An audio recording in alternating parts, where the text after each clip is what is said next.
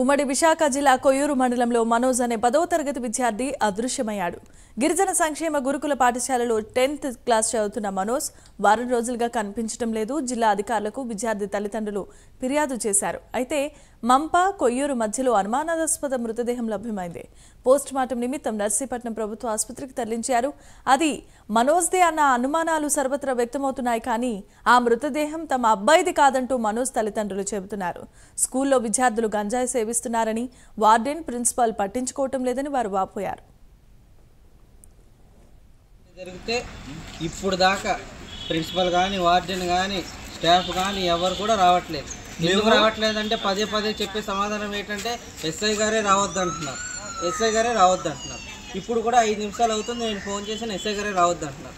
ఎందుకు అలా చెప్తున్నారో మాకు తెలియదు. కానిస్టేబుల్ గారిని అడిగితే లా అండ్ ప్రాబ్లం, మేము కొట్టేస్తామా? ప్రిన్సిపల్ గారిని ఏమైనా కొట్టేస్తామా? ఇక్కడ సమాధానం చెప్పాలి కదా. చనిపోయి ఉన్నాడు కదా బాబు. ఎవరు బాబు అనుకుంటున్నారు? మా బాబు అయితే కాదండి, మా బాబు అయితే కాదు. ఇంత పొట్టిగా ఉంటాడు బాబు, ఇంత పొట్టిగా ఉంటాడు, అంత పొడుగుగా ఉంటాడు. ఎంత బాధల్లో ఉంటే మా బాబు హార్ట్ అటాక్ ఉండొచ్చు, లేకపోతే